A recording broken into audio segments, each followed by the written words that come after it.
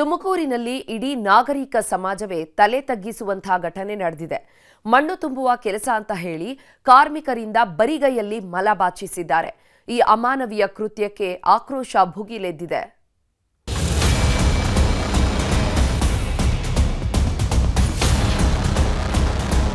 ಇದನ್ನೆಲ್ಲ ನೋಡ್ತಿದ್ರೆ ಅದೇನ್ ಹೇಳಬೇಕೋ ಗೊತ್ತಾಗ್ತಿಲ್ಲ. ಮನುಷ್ಯರು ಅದ್ಯಾಕಿಷ್ಟು ಅಮಾನವೀಯವಾಗಿ ನಡೆದುಕೊಳ್ತಾರೋ ದೇವರೇ ಬಲ್ಲ. ಚಂದ್ರನ ಮೇಲೆ ಕಾಲಿಟ್ಟಿದ್ದು ಆಯ್ತು, ಡಿಜಿಟಲ್ ಯುಗದಲ್ಲಿ ತೇಲಾಡಿದ್ದು ಆಯ್ತು. ಆದ್ರೆ ಕೆಲ ಅನಿಷ್ಟ ಪದ್ಧತಿಗಳಿಂದ ಅಮಾಯಕರಿಗೆ ಮಾತ್ರ ಮುಕ್ತಿ ಸಿಗ್ತಿಲ್ಲ. ತುಮಕೂರಿನಲ್ಲಿ ಮಲ ಹೊರುವ ಪದ್ಧತಿ ನಿಷೇಧಿಸಿದ್ರೂ ತಾಂಡವವಾಡ್ತಿದೆ. ದಲಿತ ಕಾರ್ಮಿಕರಿಂದ ಬರಿಗೈಯಲ್ಲಿ ಮಲಬಾಚಿಸಿದ್ದು ಇಡೀ ನಾಗರಿಕ ಸಮಾಜವೇ ತಲೆ ತಗ್ಗಿಸುವಂತೆ ಮಾಡಿದೆ.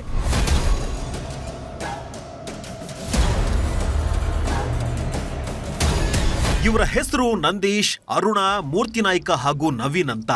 ಹೊಟ್ಟೆಪಾಡಿಗಾಗಿ ಸಣ್ಣ ಪುಟ್ಟ ಕೆಲಸ ಮಾಡಿಕೊಂಡು ಜೀವನ ನಡೆಸುತ್ತಿದ್ದಾರೆ.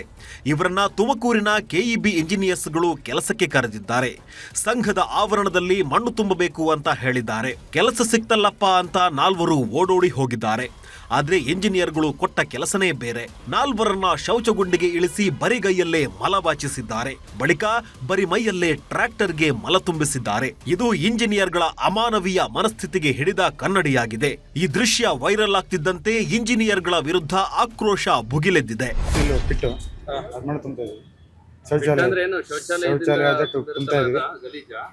ಮಕ್ಕಳು ಸಾಗಲ್ಲ ಸರ್, ಅದಕ್ಕೆ ಕೆಲಸ ಮಾಡ್ತಾ ಇದ್ದೀವಿ ಸರ್. ಯಾರು ನಮ್ಮಲ್ಲಿ ಕೆಲಸ ಮಾಡಕ್ಕೆ ಹೇಳಿದ್ರು? ಅದೇ ನಮ್ಗೆ ಯಾರೋ ಕಾಂಟ್ರಾಕ್ಟ್ ಕರೆದಿದ್ರು ಸರ್. ಅವಾಗ ನಮ್ಮ ಹುಡುಗಂಗೆ ಗೊತ್ತು ಸರ್. ಎಷ್ಟು ಜನ ಕೆಲಸ ಮಾಡ್ತಾ ಇದ್ದೀರಿ? ನಾವು 3 ಯಾರು? ನವೀನ, ನಂದೀಶ, ನಾನು 3 ಜನ. ಘಟನೆ ನಡೆದು ಇಷ್ಟೆಲ್ಲ ರಾಧಾಂತವಾದ್ರೂ ತುಮಕೂರು ಜಿಲ್ಲಾಡಳಿತ, ಮಹಾನಗರ ಪಾಲಿಕೆ ಹಾಗೂ ಸಮಾಜ ಕಲ್ಯಾಣ ಇಲಾಖೆ ಅಧಿಕಾರಿಗಳು ಕ್ಯಾರೆ ಅಂತಿಲ್ಲ. ಇತ್ತ ತಮಗಾದ ಅನ್ಯಾಯದ ಬಗ್ಗೆ ಹೇಳಿಕೊಂಡು ಕಾರ್ಮಿಕರು ಆಕ್ರೋಶ ಹೊರಹಾಕ್ತಿದ್ದಾರೆ. ಶೌಚಾಲಯ ಇದೆ ಸರ್, ಅದು ಗಲೀಜು ಶೌಚಾಲಯದಿಂದ ಅದು ಮಾಮೂಲಿ ಏನಿದೆ ತೆಗ್ದು ಆಚರಣೆ ಹಾಕಿದ್ವಿ, ಅದನ್ನ ಟ್ರ್ಯಾಕ್ಟರ್ ತುಂಬ್ತಿದ್ವಿ ಸರ್. ಯಾವತ್ತೂ ಕೆಲಸ ಮಾಡಿ ನಾವು ಕೆಲಸ ಮಾಡೋರು ಸರ್, ನಾವು ಯೂಶಲಿ ಕೆಲಸ ಮಾಡೋರು ಸರ್ ತುಮಕೂರಲ್ಲಿ ಕೆಲಸ ಮಾಡೋರು ನಾವು. ನಮ್ಗೆ ಗೊತ್ತಿರಲಿಲ್ಲ ಸರ್, ಇದು ಫಿಟ್ ಮಣ್ಣು ನಾವು ಯಾವ್ದು ಎತ್ತಿರಲ್ಲ. ಇವಾಗ ಏನು ಮಣ್ಣು ಇದೆಲ್ಲ ಅದು ಮಣ್ಣು ತುಂಬಿಸ್ತಾ ಇದೆ ಅಷ್ಟೇ. ಒಟ್ಟಾರೆ ಅನಿಷ್ಟ ಪದ್ಧತಿಗಿಂತ ಮೊದಲು ಅನಿಷ್ಟ ಮನಸ್ಥಿತಿಗಳು ತೊಲಗಬೇಕಿದೆ. ತಪ್ಪಿತಸ್ಥ ಅಧಿಕಾರಿಗಳು ಹಾಗೂ ಗುತ್ತಿಗೆದಾರನ ವಿರುದ್ಧ ಕಠಿಣ ಕ್ರಮ ಕೈಗೊಳ್ಳಬೇಕಿದೆ.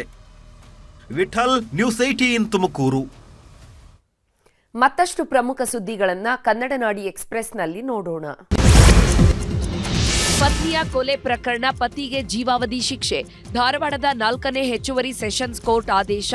ನವಲಗುಂದ ತಾಲೂಕಿನ ಆಯಟ್ಟಿಯಲ್ಲಿ ನಡೆದಿದ್ದ ಘಟನೆ. ತುಂತುರು ಮಳೆ ನಡುವೆ ಕಾಡಾನೆಗಳ ಬಿಂದಾಸ್ ಓಡಾಟ. ಆನೇಕಲ್ ಸಮೀಪದ ಮುತ್ಯಾಲಮಡು ಬಳಿ ಕಾಡಾನೆಗಳ ಓಡಾಟ. ಡ್ರೋನ್ ಕ್ಯಾಮೆರಾದಲ್ಲಿ ಆನೆಗಳ ದೃಶ್ಯ ಸೆರೆ. ಇದೀಗ ನ್ಯೂಸ್ ಡೆಸ್ಕ್ನಿಂದ ನವಿತಾ ಜೈನ್ ಇವತ್ತಿನ 3 ವಿಶೇಷ ಸುದ್ದಿಗಳ ಮಾಹಿತಿಯನ್ನು ನೀಡ್ತಾರೆ ವಿಶೇಷ ವರದಿಯಲ್ಲಿ.